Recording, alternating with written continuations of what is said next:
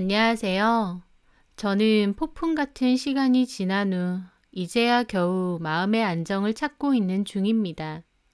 막장보다 더 막장인 이야기가 제 인생에 펼쳐졌거든요. 제가 잘못한 건 없는데도 저는 그 소용돌이 속에서 가장 큰 피해자가 되어 있었습니다. 그 사실을 받아들이기가 힘들더라고요.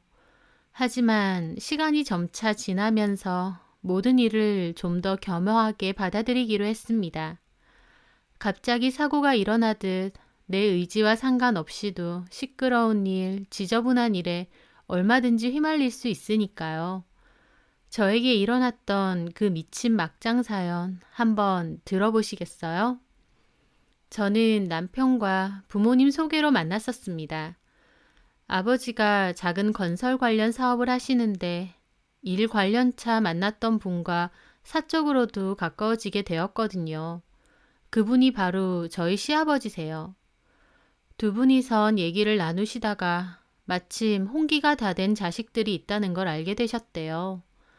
자식들끼리 나이도 동갑이고요. 그래서 자연스럽게 부모님의 주도하에 만남을 갖게 된 겁니다. 저는 아버지가 하도 등을 떠밀어서 나간 선짜리였고 별로 관심은 없었어요. 하지만 막상 자리에 나가보니 꽤 괜찮은 남자더라고요. 인물도 제 기준에선 나쁘지 않았고 회사도 꽤 유명한 외국계 회사에서 일하더라고요. 저는 그때 유치원 교사로 일을 하다가 잠시 쉬고 있었고요. 얘기를 나눠보니 그 남자도 저처럼 그냥 부모님 설득 때문에 나온 거더라고요. 둘 다 비슷한 상황이었던 거죠. 그 때문에 더 편하게 대화를 나눌 수 있었던 것 같아요. 부담이 없었으니까요.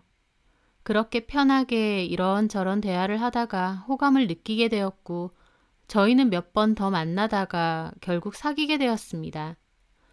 솔직히 남편이나 저나 한눈에 반했다거나 불꽃 같은 사랑을 하진 않았어요. 그저 결혼 정년기였고, 부모님은 결혼을 기다리셨던 상황이었고, 그 남자나 저나 서로가 결혼 상대로 나쁘지 않았던 거죠. 물론 좋아하는 감정이나 호감이 없으면 결혼까진 못하죠. 당연히 서로 좋은 감정도 있었고요. 그렇게 저희는 1년의 연애 끝에 자연스럽게 결혼까지 하게 되었습니다. 남편에게는 4살 터울의 형이 있었어요. 결혼을 일찍 했고 초등학교 5학년인 아들이 하나 있다고 했습니다. 하지만 형제라고 다 친한 건 아니더군요. 연애할 때 자기 형 얘기를 잘 하진 않았어요. 나중에 물어보니 별로 안 친하다고 했는데 안 친한 정도가 아니라 남편은 형을 그다지 좋아하지 않더라고요. 알고 보니 형이 지금은 나이가 들어서 좀 부드러워졌는데 학창 시절만 해도 성질도 괴팍하고 툭하면 동생인 자기를 잘 때렸대요. 형은 장남인데다 공부도 잘하고 학교 생활도 잘해서 부모님도 늘 자기보다 형을 더 좋아한다고 생각했고요. 커서도 가족이니까 그냥 얼굴 한 번씩 보고 지내는 거지 별다른 정은 없다고 했습니다. 그런데 특이한 건 자기 형은 별로 안 좋아하는데 형수님은 또 좋아하더라고요. 형수님, 그러니까 저한테는 형님이셨는데 저나 남편하고는 1살 차이밖에 나지 않았어요. 그러니까 더 편하기도 했고 또 대화를 나눠보거나 같이 있어 보면 사람 자체가 호감이더라고요. 외모도 여성스럽고 가녀린데다 말도 조근조근 예쁘게 했어요. 게다가 웃음도 많고 애교도 많은 편이고요. 같은 여자인 제가 봐도 참 예쁘다 싶고 인기도 많았을 것 같더라고요.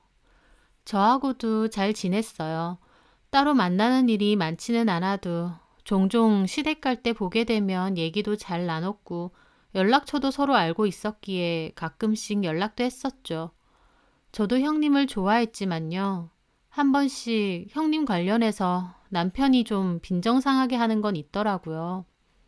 왜냐면 자꾸 저보고 형님이 하는 걸 따라하라고 한 적이 많거든요. 형님이 어떤 원피스를 입고 시댁에 오면 저보고도 맨날 바지 입지 말고 저런 스타일로 입어보는 게 어떻겠냐고 하고요. 또 형님이 요즘 필라테스를 배우고 있다고 하니 저보고도 필라테스를 한번 배워보는 게 어떻냐고 하더라고요. 게다가 제가 머리가 좀 짧은데 형님은 긴 머리거든요. 지나가는 말로 자기는 긴 머리 여자가 예쁘더라면서 저도 머리를 한번 길러봤으면 좋겠대요. 처음엔 별 생각 없었는데 나중엔 좀 짜증났습니다. 예쁜 형님과 저를 비교하는 건가 싶기도 하고요. 그래서 저는 그럴 때마다 나는 나다. 그러니까 자꾸 이래라 저래라 강요하지 마라 라고 못 박아뒀죠. 남편도 그 후론 그런 소리 잘 안 했고요. 어쨌든 그렇게 무난한 결혼 생활을 이어오고 있었는데요. 어느 날 난데없이 형님과 아주버님이 이혼을 한다고 하는 거예요. 놀라다 못해 너무 황당하더라고요. 아무 문제 없이 행복하게 잘 사는 것처럼 보였는데 갑자기 이혼이라니요. 그리고 당연히 저보다도 시부모님은 더 놀라신 것 같았습니다. 보통 이혼을 하려고 하면 그 전에 사이가 안 좋다던가 무슨 갈등이 있다던가 하는 낌새가 있었어야 했는데 그런 게 없고 바로 이혼을 한다고 했으니까요. 시부모님은 아주버님 붙잡고 왜 이혼을 하느냐고 묻는데 아주버님은 묵묵부답, 그저 성격적인 이유로 갈등도 많았고 이혼할 거라고만 했다더라고요. 이혼 사유에 대해서 확실하게 말은 안 해주니 시부모님도 답답해 죽을 지경이었어요. 말 안 하는 건 형님도 똑같았고요. 게다가 형님은 나중에 시부모님 연락도 끊었기 때문에 더욱 물어볼 길이 없었습니다. 아주버님은 성격이 엄청 대쪽 같아서 그냥 자기가 충분히 고민하고 결정했으니 더 이상 묻지 말아달라고 아예 말을 하시더라고요. 그리고 정말 빠르게 이혼 절차를 밟았고 조카도 아주버님이 키우기로 했대요. 보통 양육권은 엄마인 형님에게 우선권이 있을 텐데도 아주버님이 키우기로 합의 끝났다면서요. 참 신기하고도 갑작스러운 이혼이었습니다. 아주버님과 형님의 이혼을 두고 남편은 되려 형인 아주버님을 욕하더라고요. 안 봐도 뻔하지. 우리 형 잘못이지 뭐. 에이, 내가 봤을 땐 형님 잘못인 것 같아. 애를 그렇게 포기한다는 것 자체가 형님한테 귀책 사유가 있는 거 아니겠어? 당신이 우리 형 몰라서 그래. 나는 커오면서 우리 형한테 엄청 당하고 살았거든. 아무리 우리 형이라지만 진짜 피도 눈물도 없고 지독해. 본인이 잘못 저질러 놓고 형수한테 다 뒤집어 씌웠을 거야. 경제력 핑계로 양육권도 뺏어왔겠지. 아휴, 불쌍한 형수님. 제대로 된 이혼 사유를 들은 것도 아닌데 남편은 덮어놓고 형이 잘못했을 거라고 하더라고요. 그러면서 남편은 종종 아이까지 뺏기고 형수님이 불쌍하다는 소리를 곧잘 했습니다. 저도 이혼 사유나 누구에게 귀책이 있었는지는 모르지만 그래도 심정적으론 아이도 뺏기고 맨몸으로 쫓겨난 형님이 안쓰럽게 느껴지더라고요. 제가 그동안 봐온 형님을 생각해도 딱히 형님이 뭔가 잘못을 했을 것 같지도 않았고요. 그래서 저는 이혼 후에도 형님에게 종종 연락을 했습니다. 잘 지내는지도 물어보고 형님이 오라 그래서 혼자 사신다고 하는 집으로 찾아간 적도 있고요. 작은 평수의 아파트였는데 세간 살림도 마땅히 안 해놨더라고요. 저도 형님이 불편해하는 것 같아 이혼 사유에 대해서 묻지 않았어요. 그냥 놀러 가면 이런저런 대화 나누고 같이 밥도 먹으러 가고 그랬죠. 시간이 좀 더 지나면 그땐 마음 터놓고 이혼 사유에 대해서 말해주실까 싶기도 했지만 형님은 이혼이 없었던 일인 것처럼 따로 거론하진 않으셨어요. 어쨌든 그렇게 아주버님과 이혼한 형님과도 한 번씩 연락을 하며 지낼 때였어요. 제가 평소에는 거의 확인할 일이 없던 통장들을 일이 있어서 정리를 하게 됐거든요. 그런데 30만 원, 50만 원 이런 식으로 돈이 수시로 나간 흔적이 있는 거예요. 생활은 거의 다 카드로 쓰는데 이렇게 현금을 뽑았을 일이 뭐가 있나요? 저는 그날 저녁 남편에게 물어봤죠. 남편은 대수롭지 않아 하며 형수님한테 빌려줬다고 하더라고요. 뭐라고? 형님한테? 형수님 이혼하시고 지금 일 안 하시잖아. 일 구할 때까진 좀 도와드려야 될 것 같아서. 저는 이해가 잘 되진 않았습니다. 심정적으로 안쓰러운 건 알겠는데 이미 자기 형이랑 이혼까지 한 사이인데 금전적으로 도움을 준다니요. 그렇게까지 해야 돼? 왜? 에이, 큰 돈도 아닌데 뭐. 형수님 일 구하면 다시 돌려주신다고 했고. 어쨌든 당신이 그걸 왜 빌려주는데. 제 말에 남편은 한숨을 쉬더라고요. 못난 형 둔재지 뭐. 우리 형 때문에 형수님도 갑자기 이혼당하고 저렇게 됐는데 내가 미안해서 좀 도와주려는 거야. 저는 남편이 왜 맹목적으로 형이 잘못했다고 믿는 건지 이해가 되질 않더라고요. 이혼 사유에 대해선 아무것도 밝혀진 게 없는데도요. 저는 일단은 다음부턴 이런 일은 꼭 나한테 말하라고 하고 그 일은 넘어갔습니다. 하지만 지켜볼수록 남편은 좀 이상하더라고요. 퇴근도 자꾸 늦어지고 핸드폰도 원래는 거의 안 보는 사람인데 요즘은 계속 힐끔거리고요. 저는 남편이 뭔가 수상하다 생각했어요. 그 돈도 사실은 형님한테 빌려준 게 아니라 딴 데다가 썼을 것 같다는 생각이 들더라고요. 저는 고민 끝에 남편 폰에 위치 추적 어플을 깔았습니다. 그리고 며칠 동안 확인을 했죠. 한동안은 집에 꼬박꼬박 들어와서 별다른 게 없었어요. 그런데 그날은 저한테는 야근한다고 해놓고 위치가 회사에서 밖으로 움직이더라고요. 딱 걸렸다 싶어서 봤는데 남편이 도착한 곳을 본 저는 몹시 놀랐습니다. 왜냐면 그곳은 형님이 사시는 아파트였거든요. 차라리 처음 본 곳을 갔으면 이 인간 바람피네, 가만 안 둔다 했을 텐데 뜬금없이 남편은 형님이 사시는 아파트를 간 겁니다. 남편이 그곳을 갈 이유가 뭐가 있나요? 그것도 저녁 시간에 혼자서. 저는 정말 기분이 이상하고 머리까지 어질어질 하더라고요. 그날 남편이 집으로 돌아왔을 때 제가 물었습니다. 회사에 전화하니까 이미 퇴근했다던데? 어디 갔다 온 거야? 제 말에 남편이 더 팔짝 뛰더라고요. 회사에 전화는 왜 했냐고요. 그게 중요해? 어디 갔다 왔냐고. 뭐라고 하는지 보자 싶었는데 남편은 순순히 형수님 집에 갔다 왔다고 하더라고요. 왜?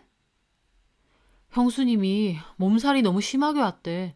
밥 한 끼도 못 먹었다 그러는데 불쌍하잖아. 그래서 죽만 사서 드리고 온 거야. 기가 막혔죠. 아내도 아니고 이혼한 형의 부인을 저렇게 챙긴다는 게 말이 되나요? 도무지 이해도 안 되고 남편이 왜 저러나 싶었는데 남편은 뭐가 잘못됐는지도 모르는 것 같았습니다. 저는 남편에 이어 형님까지 이해가 안 되더라고요. 도대체 제 남편한테 아프다 그러고 돈 빌려달라 그러고 집으로 오라고 하는 이유가 뭔가요? 저는 점점 남편과 형님이 이상하게 느껴졌습니다. 그렇게 며칠을 고민하다가 남편 폰을 뒤져보게 되었죠.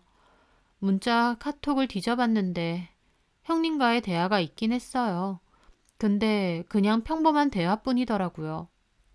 미안한데 공과금을 내야 되는데 30만 원만 붙여줄 수 있을까? 알겠어요. 고마워. 꼭 다 갚을게. 사실 그 대화로만 보면 정말 남편이 말한 대로 그냥 형수가 안쓰러워서 돈 빌려준 게 다더라고요. 내가 오해한 건가 싶은 생각이 들었습니다. 그러면서 폰을 다시 갖다 놓으려고 했는데 뭔가 눈에 밟히는 게 있더라고요. 저는 폰을 켜 다른 어플을 조금 더 찾아봤더니 카톡 말고 다른 메신저 어플이 숨겨진 채로 하나 깔려 있었던 겁니다. 도대체 이걸 왜 깔았지 생각하며 열어봤는데 세상에 진짜 대화는 거기에 있더군요. 남편은 그 메신저로 형님과 대화도 나누고 사진도 주고받은 거였습니다. 카톡과는 다르게 완전 애틋한 대화 그 자체더라고요. 오늘 와줘서 너무 고마워. 또 와줄 수 있지? 당연하지. 언제든지 연락해. 돈도 고마워. 형규는 민우 아빠랑은 참 다른 것 같아. 나는 형이랑 완전 다르지. 내가 100배 낫다고. 그러게. 그러면서 형님은 자기 셀카도 보냈고 남편은 예쁘다느니 여신이라느니 아주 대환장 쇼더군요. 이건 누가 봐도 형수님과 시동생이 나눌 대화가 아니었어요. 서로 썸을 타며 간질간질한 대화를 나누고 있었으니까요. 도대체 내가 보고 있는 게 뭔가 싶었습니다. 남편과 모르는 여자의 대화여도 기가 막히고 코가 막힐 노릇인데 이 여자가 다른 사람도 아니고 바로 제 형님이라뇨. 이게 무슨 말도 안 되는 막장인가요?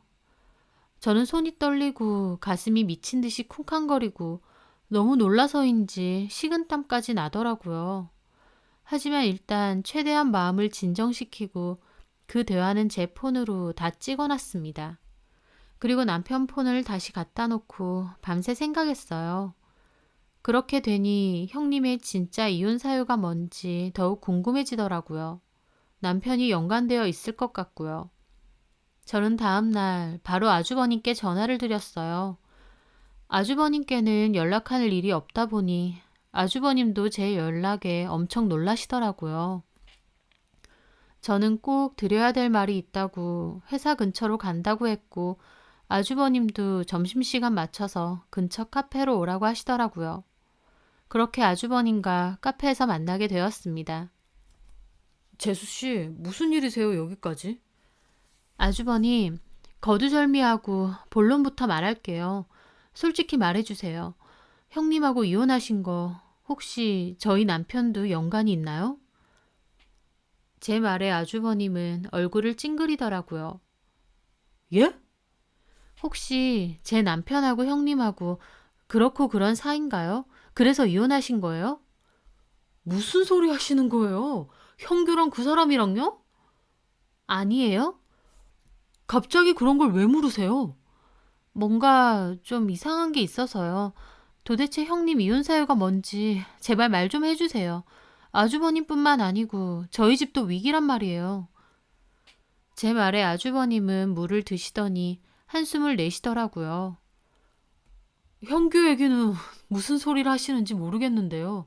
제가 이혼한 건 형규랑 상관없습니다. 그럼요. 아주버님은 망설이시더라고요. 저는 답답해서 크게 말했죠.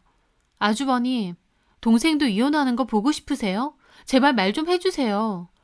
아니, 재수씨네하고 그 사람하고 무슨 상관이길래요? 형님하고 제 남편하고 이상한 사이 같아서요. 예? 제 말에 아주버님은 못 들은 거라도 들은 양 얼굴을 찌푸리시더라고요. 그게 무슨 어떤 일이라도 있었어요? 두 사람 대화 나눈 걸 봤어요. 보통 사이 아니던데요. 제 남편이 형님네 집에도 몇 번 간 것 같고요. 나 진짜 골 때리네. 도대체 이혼 사유가 뭔데요? 아주버님은 얼굴이 벌개진 채로 한숨만 푹푹 내시더니 그러시더라고요. 민우 엄마, 아니 그 여자 완전 남자에 미친 여자라서요. 네? 저도 몰랐습니다. 애 낳고 여태까지 살면서.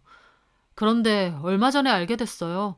애 학교랑 학원 보내놓고 그 시간에 어플로 남자들 만나고 다녔더라고요. 그러고 다닌 지 몇 년 됐고요. 형님이요? 네. 내가 기가 막혀서 정말.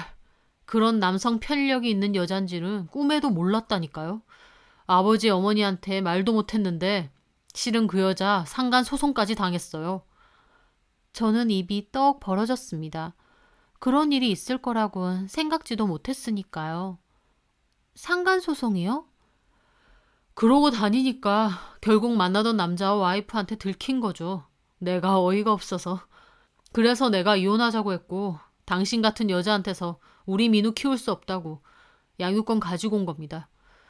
민우 생각해서 이혼 사유에 대해선 양가 부모님에게도 그 누구에게도 말하지 않겠다고 했고요. 민우가 자기 엄마가 그러고 다닌 걸 나중에라도 알게 되면 얼마나 충격받겠어요. 그래서 이혼 사유에 대해선 함구할 테니까 당신도 애엄마가 다시는 그러고 다니지 마라 경고했는데 근데 다른 사람도 아니고 형규요? 이것들이 진짜 미쳤나? 저는 어젯밤의 충격에 이어 또 제대로 충격을 받았어요. 망치로 머리를 여러 차례 두들겨 맞은 느낌이었죠. 저는 아주버님과의 기막힌 대화를 끝내고 비틀거리며 집으로 돌아왔습니다. 이게 진짜 나한테 일어난 일이 맞는지 실감이 나지 않더라고요. 평범하기 그지없는 내 남편과 시댁 식구들.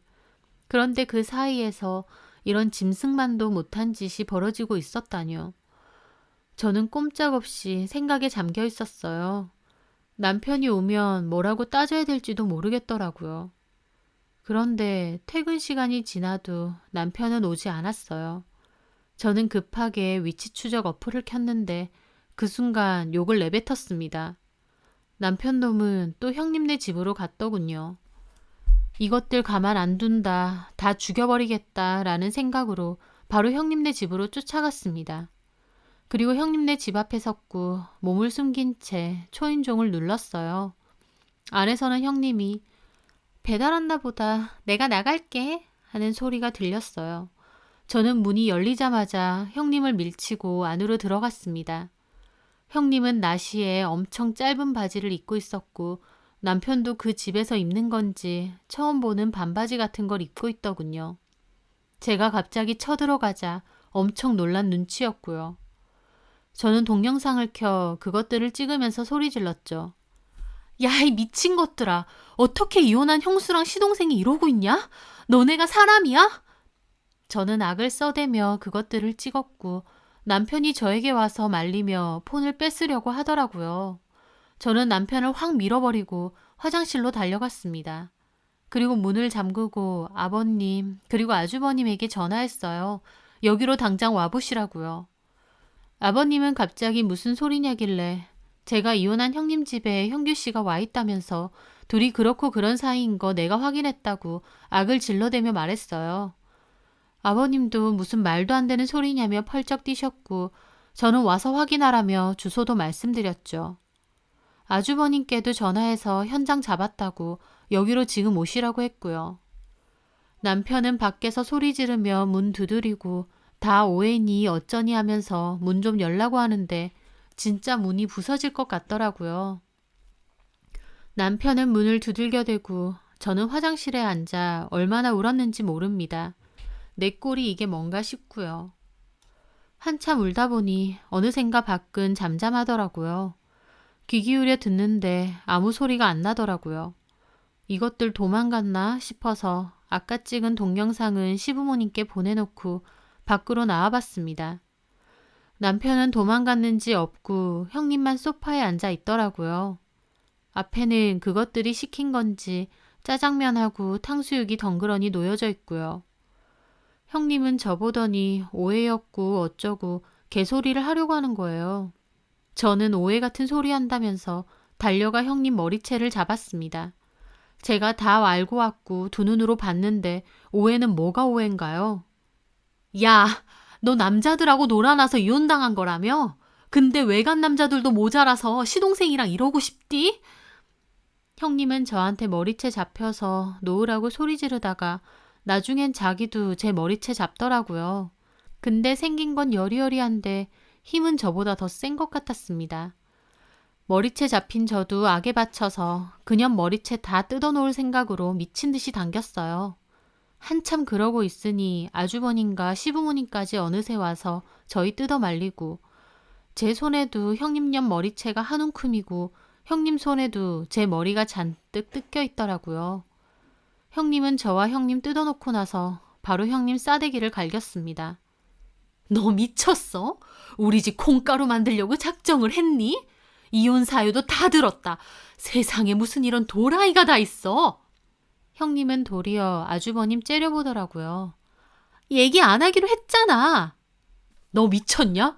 지금 그 소리가 나와? 제발 애 생각해서 남자들이랑 놀아나는 거 그만하라고 했더니 형규랑 놀아나? 너 제정신이야? 이제 이혼했는데 뭔 상관이야.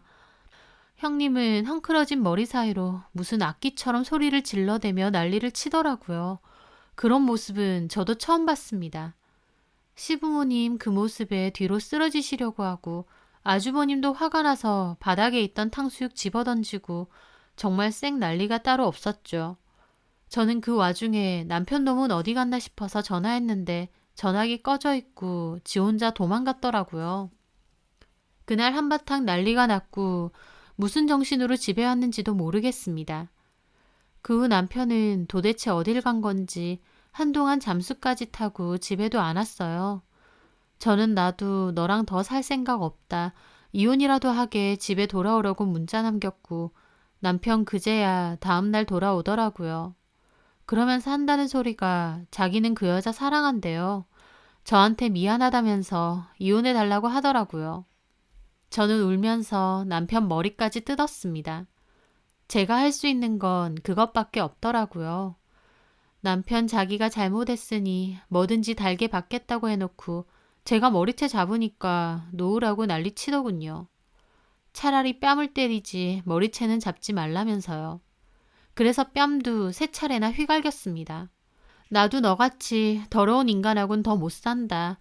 갈라서자고 하고 친정으로 갔습니다. 제 얘기를 들은 저희 부모님도 당연히 난리 났고 시부모님이 자식 잘 못 키웠다고 미안하다고 사과하시고 저도 한참 눈물바람 했네요. 나중에 들으니 남편이 시부모님 찾아가서 형수랑 자기랑 사랑하느니 어쩌느니 개소리를 했대요.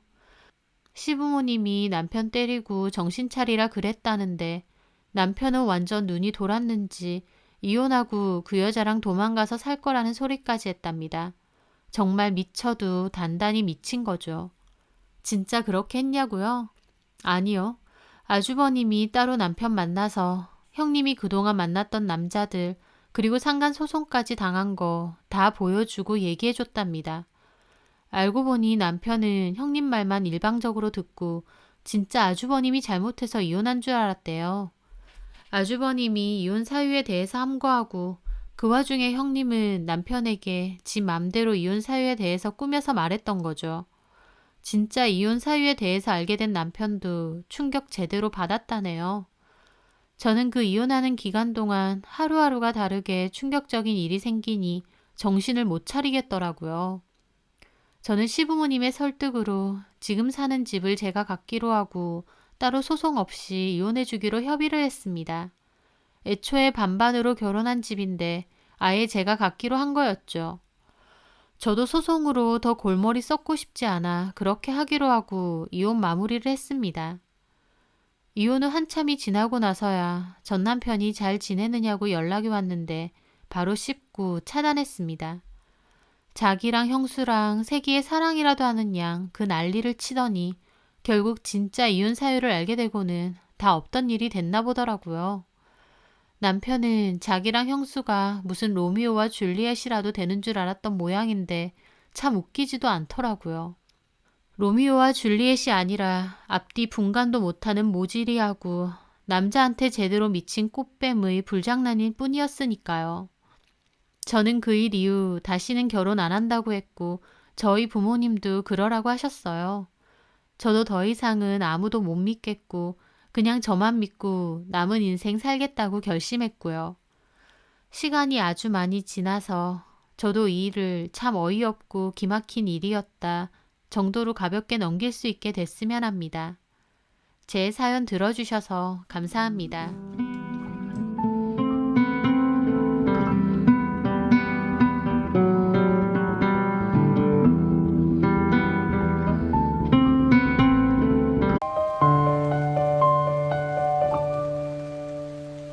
안녕하세요. 저는 어린 딸아이를 데리고 이혼을 강행한 여자입니다. 아이를 키우고 제 일을 하고 있는 요즘 드문드문 이 평범한 행복이 얼마나 소중한지 새삼 깨닫곤 합니다. 지금은 이혼을 한 지도 5년 정도가 흘렀고 아이는 무럭무럭 커서 벌써 7살이 되었네요. 저는 현재 제가 좋아하는 일을 하며 편안한 집에서 아이와 함께 부족함 없이 잘 살고 있습니다. 물론 아빠의 빈자리가 느껴질 때마다 아이에게 미안한 마음이 들기는 해요. 하지만 저희 아이가 아빠라는 이름의 이기적인 인간 밑에서 돈 때문에 눈치 보고 쪼그라들어 사는 것보다는 지금이 훨씬 나을 거라고 확신합니다. 제 이혼의 직접적인 사유는요. 단돈 10만 원 때문이었습니다. 쪼잔뱅이 남편과 살면서 정말 속쓰린 일이 많았는데 결국 그 10만 원 때문에 결정적으로 이혼 도장을 찍게 되었던 거죠. 그 남자는 그 10만 원이 아까워서 벌벌 떨었는데 그 10만 원 때문에 나중에 얼마나 처절히 후회하게 될지 몰랐을 겁니다. 지금부터 그 사연에 대해 얘기해 보려 합니다. 전 남편과 저는 2년 정도 사귄 뒤 결혼했습니다. 남편은 주민센터에서 일하는 공무원이었어요. 남편과 제가 사는 곳은 지방이었고 남편은 그때 당시 월급이 월 200 정도였습니다. 저는 원래 액세서리 디자이너로 일을 했어요. 중국에서도 일을 잠깐 했었고 한국에서는 개인 공방 겸 쇼룸에서 디자이너로 일을 했었죠. 제 주변 친구들은 결혼을 좀 빨리 하는 편이었고 저도 그맘때 결혼 압박이 좀 느껴졌습니다. 저희 부모님 역시도 제가 혼자 있기보다는 짝을 찾길 바라셨고요. 그렇게 자의반 타의반으로 소개팅을 여러 번 나갔는데 만나도 이 남자다 싶은 사람이 잘 없더라고요.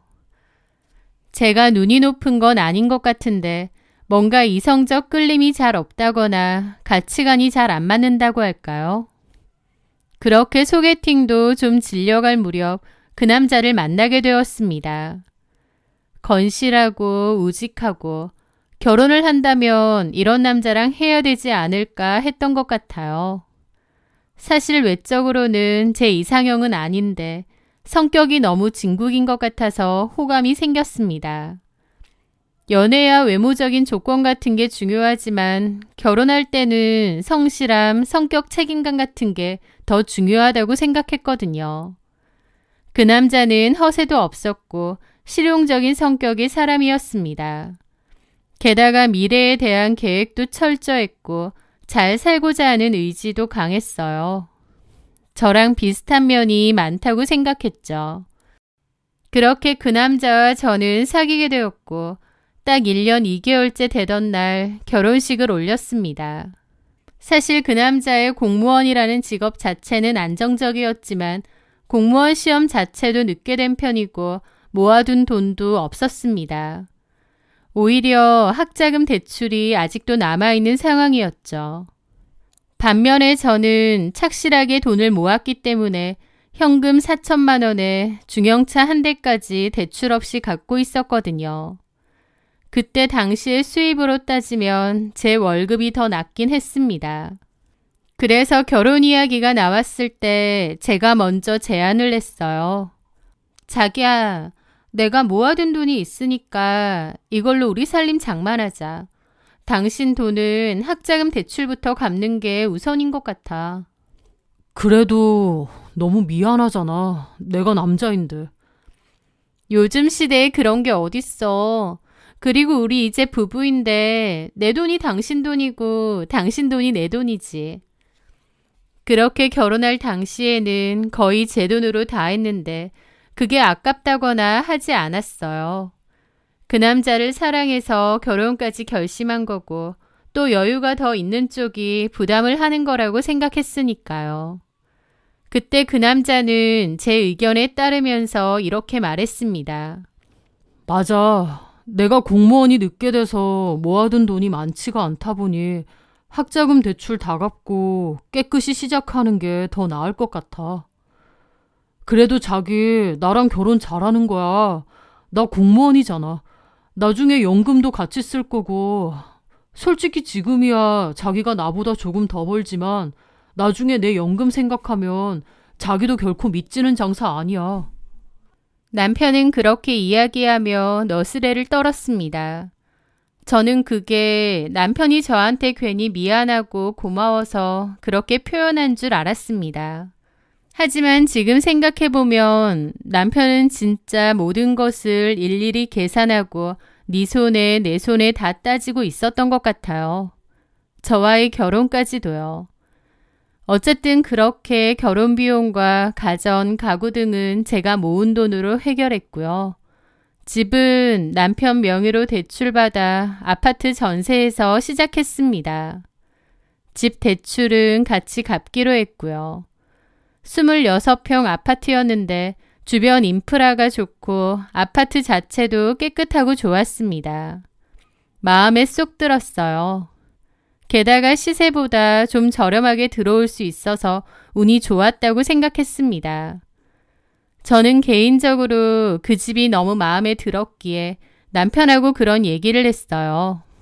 나중에 돈 모아서 이런 집 장만하자. 아예 이 집을 살 수 있으면 더 좋겠다라고요. 그런 희망찬 약속과 함께 설레는 신혼생활을 시작했죠.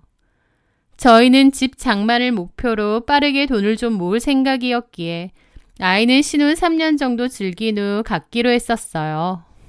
하지만 인생이란 건 계획대로 되지 않는가 봅니다. 운명의 장난인지 허니문 베이비가 덜컥 생겨버렸거든요. 그래도 저는 아이가 생긴 것에 기뻤는데 남편은 굉장히 난감해하더라고요. 그는 좋아하는 제게 아파트 대출 원리금 상환 계획표를 보여주었습니다. 큰일 났네. 우리 계획 다 틀어졌어. 3년은 둘이서 돈 모으기로 했잖아. 애 낳으면 돈 모으기는 글렀다던데. 지금 애 낳으면 우리 그냥 이 집에 전세로 계속 살아야 될지도 몰라. 전세금 때문에 2년 뒤엔 옮겨야 될지도 모르고. 당신도 그건 싫지 않아? 라면서 은근히 뱃속의 아이를 지우자는 식으로 말을 하는 겁니다. 하지만 저는 싫더라고요. 결혼했고 어쨌든 당장은 아니더라도 아이도 가질 계획도 있었는데 저희를 찾아와 준 생명을 왜 지워야 되나 싶더라고요.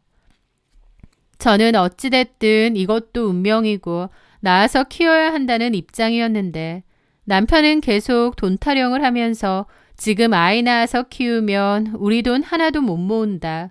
계속 전세나 월세만 전전하고 싶으냐. 집 사기로 하지 않았느냐라며 저를 설득했습니다. 그 일로 남편과 좀 싸웠는데 양가 부모님들도 아이는 일단 생겼으면 무조건 낳아야 한다고 설득하셨어요. 그래서 결국 낳기로 했는데 남편은 그때부터 마음에 안 들었던 거죠.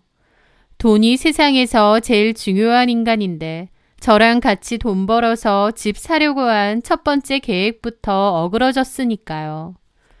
남편은 자기 계획이 어긋났다는 이유로 저에게 많이 화가 났습니다. 그래서 뱃속의 아이한테도 별로 애정이 없는 거예요. 다른 집 남편들은 아내가 임신하면 과일 깎아주고 밥 차려주고 밤에라도 먹고 싶은 거 사다 준다고 하는데 웬걸요. 저는 그런 게 전혀 없었습니다. 제가 먹고 싶은 게 있다고 얘기를 하면 남편이 뭐라고 하는 줄 아나요? 먹고 싶은 걸 어떻게 다 먹고 사느냐. 내년에 아기한테 들어갈 돈이 얼마나 많은데 지금이라도 아껴야 된다. 자기가 그토록 원하던 아기인데 좀 참아야 하지 않겠냐라며 빈정거리듯 말합니다. 너무 어처구니가 없더라고요. 저 혼자 가진 아이도 아니고 또 저만의 자식도 아니잖아요. 그런데 너무 유치하게 저렇게 나오는 겁니다. 제가 생 난리를 치며 어떻게 그런 식으로 나오냐고 펄쩍 뛰니까 그제야 생활비 카드로 먹고 싶은 거 사 먹으라고 하더라고요. 하지만 더럽고 치사해서 먹고 싶은 게 생기면 그냥 제 카드로 긁었습니다. 여기서 네 카드, 내 카드 이야기가 왜 나오냐면요. 저희는 애초에 생활비를 반반 나눠냈거든요. 아파트 대출이자는 정확히 반 나눠 매달 입금했고 공과금, 마트 장 보는 비용과 생활용품 사는 것들은 각자 월급에서 100만 원 정도 빼서 공동통장에 넣었습니다. 바보 같았지만 남편이 그렇게 해야 돈이 모인다고 빡빡 우겼기에 그렇게 한 거죠. 어쨌든 그렇게 제가 임신하고 나서 더럽고 치사해서 제 카드를 썼는데 그 후에는 당연하게 제가 먹고 싶은 건 제 개인 용돈으로 사라고 하는 거예요. 이렇게 치사하고 더러운 인간이 있나요? 그 일로 정말 많이 실망도 했고 후회도 많이 했습니다. 결혼 잘못했구나 하고요. 어쨌든 그렇게 시간이 흘러 임신 8개월쯤 되었을 때였습니다. 아직 출산 예정일은 한 달 넘게 남았는데 예정일보다 빨리 배가 아프더라고요. 극심한 통증에 병원을 갔는데 자궁문이 벌써 열리기 시작해서 빨리 출산 준비를 해야 한다는 겁니다. 아직 한 달 넘게 남았다가 갑자기 그렇게 되니 막막하고 겁이 확 나더라고요. 아마 그맘때 제가 스트레스도 많이 받은 데다 전혀 쉬지 못하고 일을 해야 했거든요. 그런 연유로 아이가 예정일보다 훨씬 빨리 나왔던 게 아닌가 싶어요. 어쨌든 그렇게 긴급 출산을 했는데 너무 일찍 나온 탓에 아이는 인큐베이터에 2주 정도 있다가 나왔습니다. 그걸 가지고도 남편이 얼마나 투덜댔는데요. 병원비 청구서를 내밀면서 기껏 번 돈 그대로 다 인큐베이터 비용으로 다 쓰게 생겼다고 그러는 겁니다. 저 그 말 듣는데 완전 폭발해서 병원에 사람들이 있건 없건 소리치며 따졌습니다. 너무 서럽고 기막혀서 눈물이 줄줄 나더라고요. 내가 남의 새끼 낳았냐고, 인큐베이터 들어간 네 새끼가 안쓰럽고 불쌍하지도 않느냐고, 어떻게 돈 얘기부터 하느냐고요. 제가 막 소리를 지르니 간호사들이 와서 말렸지만 그 와중에도 다들은 병원 사람들이 남편을 경멸스럽게 보더라고요. 남편은 그제서야 좀 창피한지 입을 좀 다물고 자리를 피했고요. 지 새끼 인큐베이터 비용까지 절했는데 조리원은 어떻게 했냐고요? 안 보듯 뻔하죠. 조리원을 왜 들어가야 되냐고 출산 전부터 난리였습니다. 한국 여자들은 그게 문제네. 외국에서는 조리원 같은 거 있지도 않네. 애기 낳고 바로 퇴원하네 어쩌네. 별소리 다 하는 겁니다. 와, 진짜 치가 떨리더라고요. 저는 내 돈으로 알아서 할 테니 그만 얘기하라고 했습니다. 그리고 제가 모아둔 돈으로 들어갔어요. 제 돈으로 했는데도 남편은 궁시렁거리더라고요. 원래 장모님이 딸 조리해주는 거 아니야? 왜 장모님은 안 도와주셔? 막 그러는 겁니다. 저희 부모님은 귀농 농사일을 하시고 있으세요. 사는 곳이 가깝지도 않을 뿐더러 또 하시는 일도 바쁜데 당연하게 저희 부모님이 산후조리를 해줘야 되는 거 아니냐는 거예요. 진짜 저를 위해서 그런 것도 아니고 그저 쓰는 돈이 아까웠던 겁니다. 남편한테 따지고 뭐라고 할 수도 있었지만 그럴 의지도 안 생기더라고요. 그래서 결국 조리원비도 제 개인 돈으로 결제한 거죠. 남편의 행동이 너무 치졸하고 졸렬해서 치가 떨렸는데 그때는 아이를 출산한 지 얼마 되지 않아서 정신도 없었고 또 아이가 너무 예뻐서 그런 감정은 잠시 잊고 있었습니다.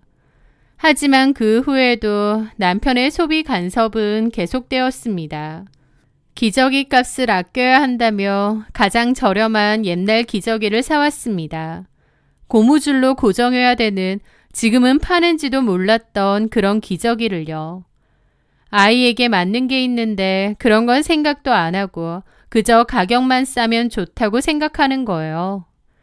게다가 중고마켓을 이용해서 남이 쓰다가 작아지거나 오래돼서 내놓은 봉투 다 뜯어지고 유통기한도 애매한 기저귀를 싸게 사오더라고요. 저는 이런 것까지 돈을 아끼고 싶냐고 왜 이렇게 궁상을 떠냐고 화를 냈는데 남편은 오히려 자신의 소비를 합리적이라고 생각했습니다.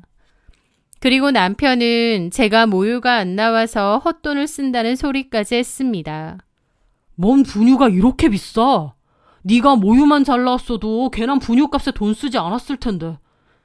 그러면서 가장 싼 분유를 사라고 압박을 했죠. 게다가 얼른 애 어린이집 맡기고 다시 일하자. 나 혼자 너무 힘들다. 라는 거예요. 저는 아이가 적어도 돌은 지나야 어린이집에 보내고 싶다고 했습니다. 그런데 남편은 이럴 줄 알았다며 제가 허송세월 보낸다고 하는 거예요. 그러면서 저한테 취직한 거냐는 소리까지 하는데 기함을 했죠. 어느 여자가 월 200번은 남자한테 취집을 하겠나요? 심지어 제가 훨씬 잘 벌었는데요. 지금 돌이켜보면 저런 인간이랑 제가 왜 참고 꾸역꾸역 살았나 싶습니다. 자기 자식이나 가족인데도 애정은 하나도 없고 그저 돈. 당장 들어가는 10,000원, 20,000원 돈에 벌벌 떠는 저런 쪼잔뱅이 인간이랑요. 저도 남편에게 불만이 계속 쌓였고 화가 나서 따진 적도 많죠.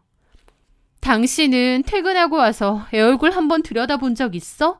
아빠 노릇은 하나도 안 하면서 맨날 돈. 돈이 그렇게 중요하면 결혼은 왜 했어? 뭐? 내가 아빠 노릇을 안 해? 지금 이 집 대출금 누가 혼자 갚고 있는데 그런 소리래. 당신이 이 집에서 에어컨 빵빵하게 틀고 편하게 애 보고 있는 게 다 누구 덕인 것 같아? 나야말로 당신이랑 지민이 위해 희생하고 사는데 어떻게 나한테 그렇게 말하냐고. 내가 그래서 뭐라고 했어. 천천히 갖자고 했지. 나 혼자 뺑이 치고 있는데 고마워하지는 못할 망정 아빠 노릇? 진짜 기가 막힌다. 남편은 지독하게 돈 타령을 해댔습니다. 이건 아끼고 알뜰살뜰한 게 아니라 그냥 돈의 노예 같고 뭐가 중요한지도 모르는 인간 같더라고요. 그쯤 되니 저도 진지하게 이혼 생각이 들더군요. 저런 인간하고 남은 인생 어떻게 살까 싶었고 이혼이라는 것에 대해 진지하게 생각을 했습니다. 그리고 나서 머지않아 제 인생을 바꾼 그날이 왔습니다. 그맘때 친정엄마의 생신이 돌아왔습니다. 바로 몇 주 전에는 마침 시아버지 생신이 있었는데요. 그때 남편은 시아버지 생신에 현금 20만 원에 30만 원 상당의 한우 세트까지 사들고 갔었어요. 부모님 챙기는 것에는 돈을 아끼지 않는 성격이었기에 저희 친정엄마의 생신에도 비슷한 정도는 남편이 챙겨줄 줄 알았습니다. 그때까지도 저는 어리석게 남편이란 인간에 대한 마지막 희망이 있었던 거죠. 그런데 생신 당일날 남편은 갑자기 자기는 일이 바빠서 못 가니까 저더러 알아서 챙겨드리라고 하고 싹 빠지더라고요. 저는 그때 일을 그만두고 아이만 보고 있었을 때고 또 남편이 잔소리를 할 때마다 그냥 제 통장에 돈을 꺼내다 썼거든요. 그래서 여윳돈이 거의 없는 상태였습니다. 남편이 돈돈거리는 걸 알기에 남편에게 어렵게 말을 꺼냈죠. 여보, 엄마 생신 말이야. 용돈 좀 보내줘. 내 통장에는 돈이 안 남아서. 그런데 남편은 밥을 먹던 숟가락을 내려놓았습니다. 그건 각자 돈에서 각출해서 쓰기로 한 거 아니야? 나 우리 아버지 생신 때 내 용돈에서 드렸는데? 근데 지금은 상황이 다르잖아. 내가 집에서 지민이 본다고 수입 하나도 없고 그동안 내 카드 쓴 것도 많고 내 통장에 이제 3만 원 남아 있어. 그런데 제 말에 남편은 비웃더라고요. 아휴, 이것 봐. 결국 네가 판 무덤이잖아. 애초에 당신이 내 말 안 듣고 계속 이랬으면 이런 일도 없었을 거 아니야. 아니 무슨 말을 그렇게 해? 나조차고 집에 있는 거 아니잖아. 그럼 지민이는 어떻게 키우는데? 어린이집 있잖아. 아직 걷지도 못하고 너무 어린데 어떻게 어린이집에 보내냐고. 자식 걱정도 안 돼? 맞벌이 하는 여자들 다 보내더라. 그럼 그런 여자들은 피도 눈물도 없어서 보내냐? 라는데 속에서 부글부글 끓었습니다. 저는 참고 말했죠. 그래서 돈 못 준다고? 장모님 생신 용돈도 못 준다 이거지? 못 줘. 알아서 해. 내가 무슨 돈 나오는 ATM 기계야? 라는데 너무 어이가 없고 오기가 생기더라고요. 제 속에선 진짜 이 인간하고 끝이다 싶은데 오기가 생겨서 더 그랬습니다. 10만 원이라도 줘. 엄마 생신 용돈은 드려야 되니까. 그랬더니 남편은 저를 한심하게 보더라고요. 그 눈빛은 지금도 잊혀지지도 않습니다. 그러더니 휴대폰을 꺼내 제 계좌에 10만 원을 이체했습니다. 그리고는 제게 이체 완료 화면을 들이밀며 정색하고 그러는 겁니다. 자, 10만 원. 됐어? 내가 이건 주는데 이걸로 끝이야. 앞으로 처가댁에는 돈 쓸 일 없어. 명심해.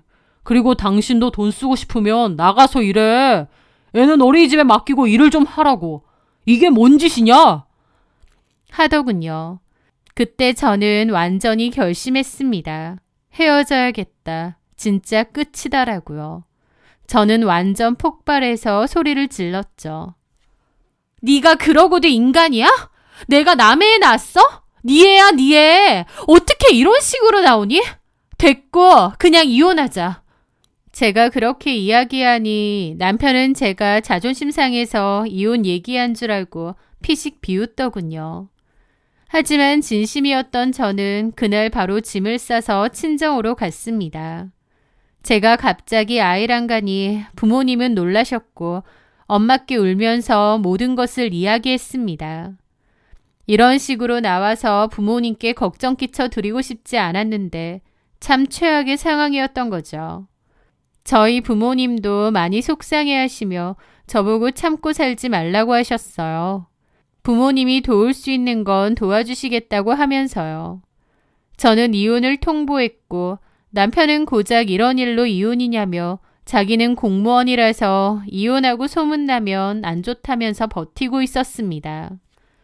이혼도 저에 대한 마음이나 아이에 대한 미안함 때문이 아니라 끝까지 본인만을 위해서 안 하는 거였죠. 저는 결국 이혼 소송까지 걸고 친정 부모님 댁에서 지내고 있었어요. 이혼하고 제 계획대로 최소 돌은 지난 후에 어린이집을 알아보고 보낼 생각이었습니다. 저도 언제까지 부모님께 손 벌리며 지낼 순 없으니 다시 일도 시작하고요. 그런데 그때 기적 같은 일이 일어났습니다. 저희 부모님의 농작물이 소위 대박이 터진 겁니다. 농작물이라는 게 한 해 한 해가 다르고 운도 많이 따라야 되는데요. 그의 다른 지역에서 재배한 같은 품종의 농작물은 잘 안 됐고 저희 부모님 건 정말 잘 됐습니다. 그래서 가격을 엄청 잘 받게 되었던 거죠. 농사라는 게 한 번 잘 되면 돈을 꽤 많이 벌게 되거든요. 저희 부모님도 돈을 엄청 많이 버시게 되었습니다. 귀농하고 6년 정도 되셨는데 그 전까진 소소하게 되었다면 그때는 거의 대박이 터진 수준이었죠. 부모님도 너무 잘 됐다고 하셨고 저도 너무 기뻤습니다. 아빠는 저에게 새 출발할 때 쓰라며 2억 원을 증여해 주셨습니다. 큰 돈인데 저보고 기죽지 말고 자신감 가지고 살라며 아빠가 흔쾌히 도와주신 거죠. 그때 저는 남편과의 이혼 소송이 진행 중에 있었습니다. 제가 무조건 이혼을 하겠다는 뜻을 내비치니 처음엔 버티던 그 인간도 변호사비, 소송비 아까워서 그냥 협의이혼하겠다고 생각을 바꿨어요. 그렇게 이혼 자체는 협의가 됐는데 문제는 양육비였습니다.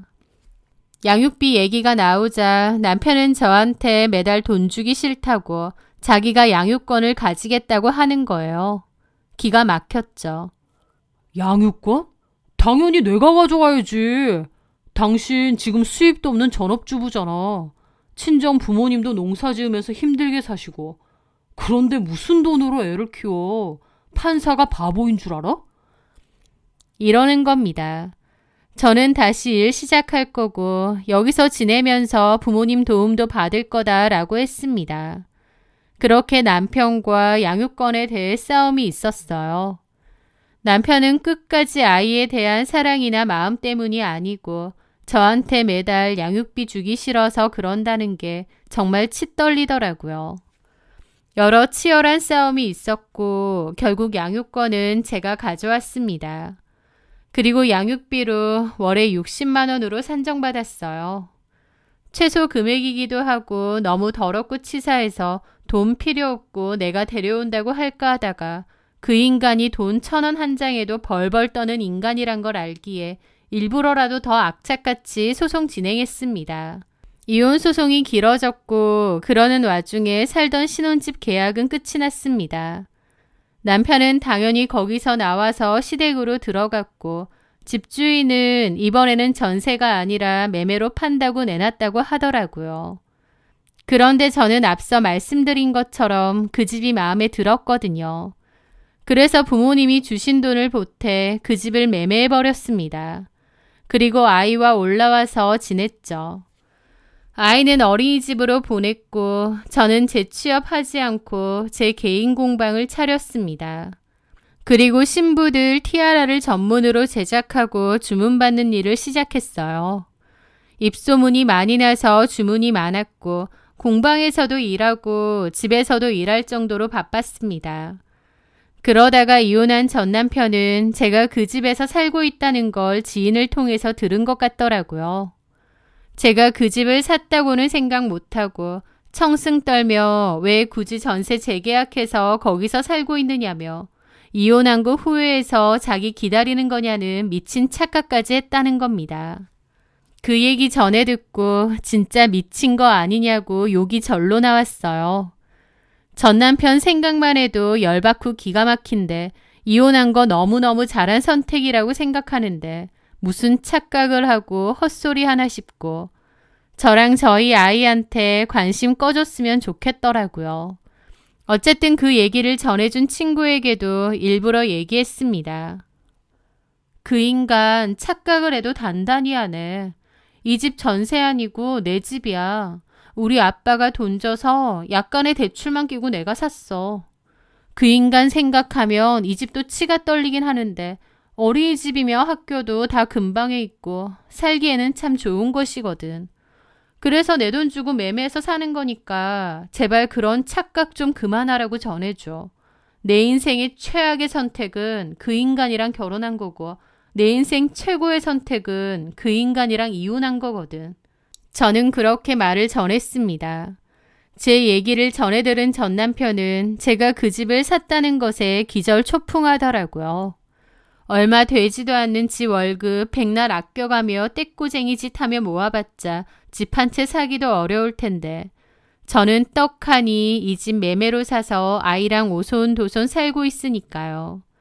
게다가 친구를 통해서 제가 지금 제작한 티아라가 불티나게 팔리고 예약이 엄청나서 돈도 정말 잘 벌고 있다는 얘기까지 전해 들은 모양이었습니다. 그래서 배알이 꼴렸는지 아니면 뒤늦게 아차 싶었는지 연락을 자꾸 하는 겁니다. 이제 와서 저희 딸 보고 싶다고 하질 않나. 사실은 이혼한 거 자기가 후회한다고. 자기가 진짜 중요한 걸 놓치고 있었다느니 가짜 눈물을 흘리며 저를 설득하려 하더라고요. 그러면서 관심도 없던 저희 아이 팔아가며 아이에게는 그래도 아빠가 있어야 한다. 내가 진짜 아빠 역할 잘할 수 있다. 이런 식으로 나오는데 솔직히 그 말만 들으면 남편이 이혼을 후회하고 아이 걱정 때문에 일어나 싶겠지만요. 저는 사는 동안 그 인간의 밑바닥까지 다 봤잖아요. 가족보다 사람보다 돈이 제일 중요하고 돈 앞에서 벌벌 떠는 그 인간의 진 면목을요. 코웃음이 절로 나오고 얼마나 그 인간이 없어 보이고 짜쳐 보이던지요. 애 걱정을 그렇게 하는 사람이었어?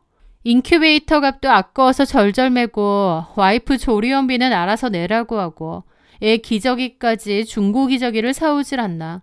분유 먹이는 거 아까워서 싼 거를 그렇게 외치고 난 그래서 우리 지민이한테 최소한의 애정도 없는 줄 알았는데 이혼하고 나니 갑자기 없던 부성애가 뿅 하고 생겼나 보지? 그것뿐인가? 장모님한테 10만 원 생신용돈도 아까워할 땐 언제고. 지금 다시 입 밖으로 꺼내보니 말하기도 민망할 정도네. 내가 충고하는데 당신은 누구랑 같이 살면 안 돼. 당신이 버는 그 작고 소중한 월급 본인한테 충분히 다 쓰고 사세요. 남한테 이런 한 장 쓰지 말고.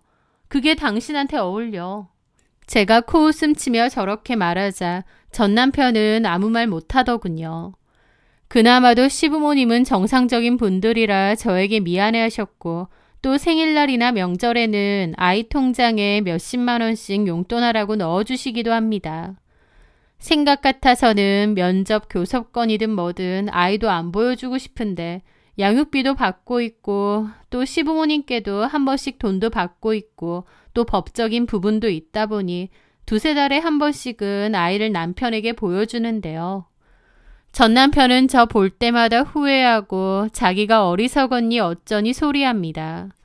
저는 그런 소리 하든 말든 쌩까고 애나 제대로 보고 데리고 오라고만 하고요.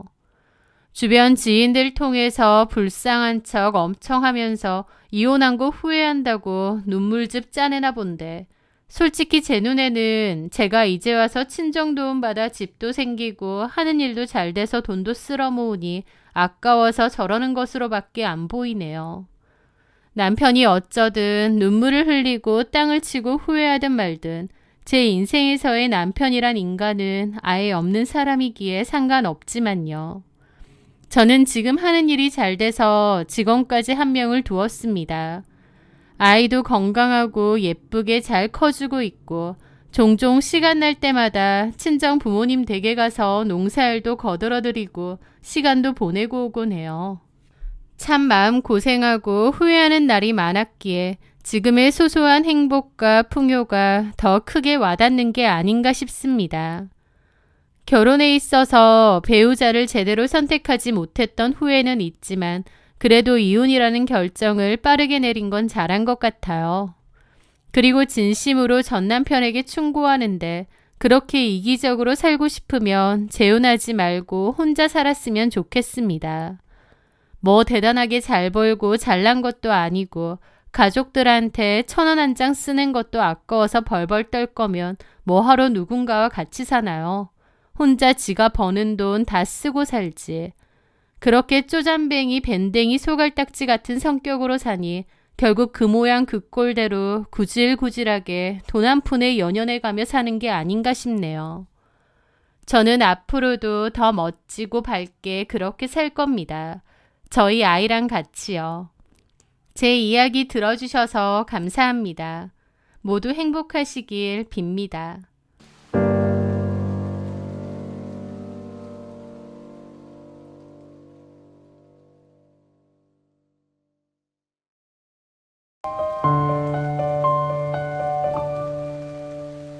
안녕하세요. 사연 많은 유튜브 구독자 여러분. 사람은 겉만 보고 판단하면 절대 안 되는구나 라는 걸 뼈저리게 느낀 제 이야기를 들려드리려 합니다. 제 전 남편 최용우는 펀드 매니저였습니다. 펀드 매니저 하면 떠오르는 똑똑하고 돈 잘 벌고 깔끔한 정장 차림의 이미지. 그런 이미지가 딱 들어맞는 사람이었죠. 아니, 그 이상이었습니다. 최용호의 키는 185cm가 훌쩍 넘고 얼굴은 웬만한 연예인 저리 가라 할 정도로 잘생겼거든요. 짙은 눈썹에 오뚝한 코 등 누가 봐도 인물이 좋고 훤칠한 사람이었죠. 저는 그때 6년차 승무원으로 일하고 있었습니다.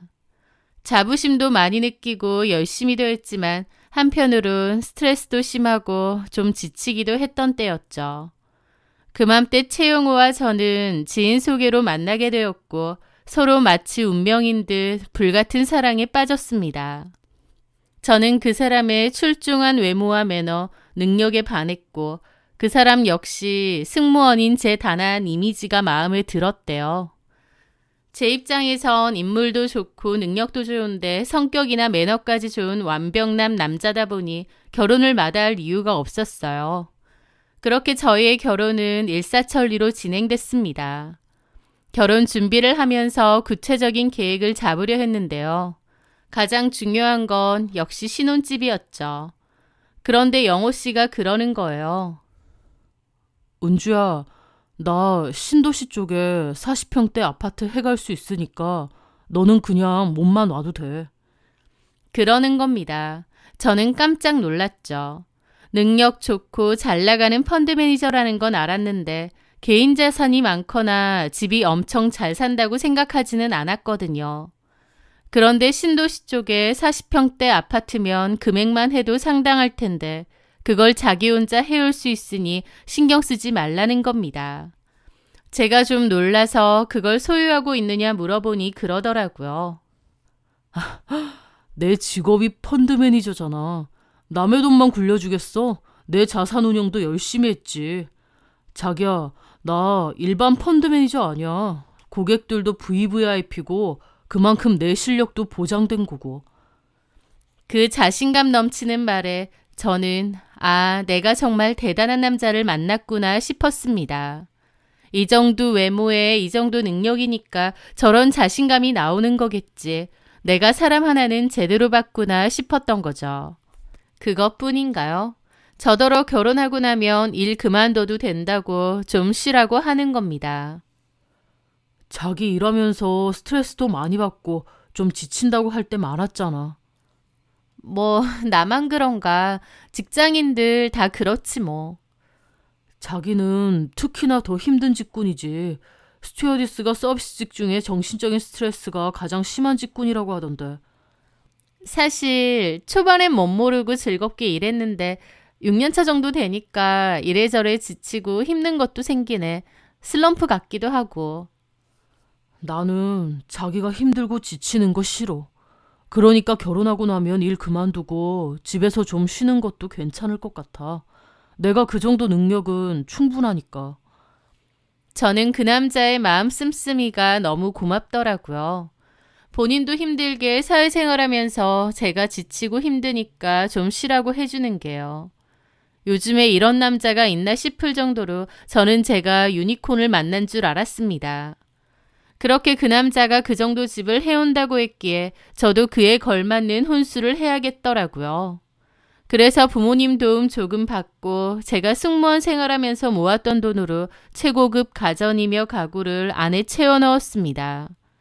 그렇게 꿈을 그리던 결혼 생활이 시작됐습니다.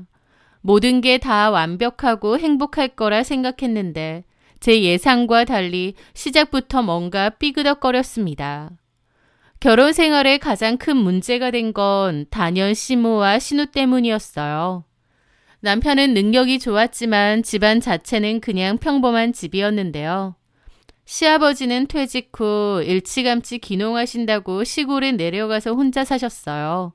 어머님과는 사실상 조론이나 다름없는 관계였죠. 어머님은 답답한 시골에서 못 산다면서 딸과 둘이서 살고 있었습니다. 신우는 필라테스 강사를 좀 하다가 현재는 쉬고 있고 어머님도 따로 일을 하지 않았기에 제 남편이 그동안 그 집안의 기둥이자 돈줄의 역할을 하고 있었던 겁니다. 여태까지는 제 남편이 주는 돈으로 돈 걱정 크게 없이 비교적 편하게 살았던 것 같은데 그 아들이 결혼을 한다고 하고 거기다가 저 같은 평범한 집안의 딸이라고 콩고물 받아먹을 것도 없고 성에 차지 않았을 겁니다. 그래서인지 인사하는 자리에서부터 말도 안 되는 혼수를 요구하더라고요. 신혼집에 대한 혼수는 제가 알아서 할 거라서 괜찮았는데 문제는 신혼집이 아니라 시댁에 오래된 가전 가구도 바꿔달라고 하시는 거예요. 신혼집 가전 넣을 때 겸사겸사 우리 집 냉장고랑 TV, 세탁기도 좀 바꿔줬으면 좋겠는데. 그 스타일러인가 뭔가 그것도 지민이가 필요하다는데 그것도 좀 해주고. 저는 너무 황당해서 남편을 쳐다봤는데 남편은 하하 엄마도 참 하면서 웃어 넘기기만 하는 거예요. 그래서 제가 딱 잘라서 거절했어요. 어머님, 그건 좀 아닌 것 같아요. 저희 집 신혼집 혼수는 제가 책임지고 넣겠습니다만 그 이상은 좀 부담스럽고 힘들 것 같아요. 그랬더니 어머님과 신우 표정이 엄청 안 좋아져서는 서로 쳐다보고 황당하다는 표정을 짓는 거예요. 그러더니 그 후로 이 결혼 못 시킨다고 반대를 했던 거죠. 남편이 집을 해오니 신혼집 혼수는 제가 당연히 해가겠지만 시댁 가전가구까지 제가 바꿔줄 이유는 없잖아요. 너무 황당하고 이런 시어머니라면 결혼해서도 골치 아프겠다 싶더라고요.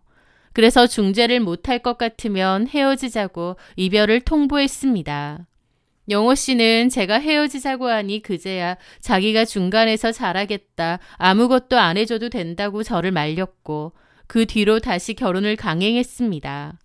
어쨌든 그렇게 결혼 전부터 시댁 식구들과 부딪힘이 있었기에 그렇게 시작된 결혼 생활이 순탄할 리가 없었습니다. 결혼 후에 저는 일을 그만두고 집에 있었는데 시어머니와 신우는 툭하면 현관 비밀번호를 누르고 신혼집에 쳐들어왔거든요. 제가 청소 싹 해놓고 겨우 한숨 돌리려고 하면 삑삑삑삑 소리가 나는 거예요. 아들네 집에 오는 게 무슨 문제가 있느냐는 식으로 말하며 저희 집에 자주 드나들었는데 그렇게 오면 아주 자기 집처럼 편안하게 있다가 가시는 겁니다.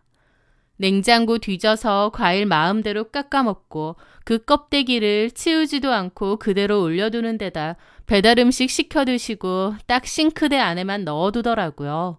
시뻘겋게 양념이 묻은 그 일회용 용기들요. 그것뿐인가요? 이 컵 예쁘네. 이거 우리가 들고 가마. 너네는 새로 하나 사던가. 아, 꿀 새로 샀네.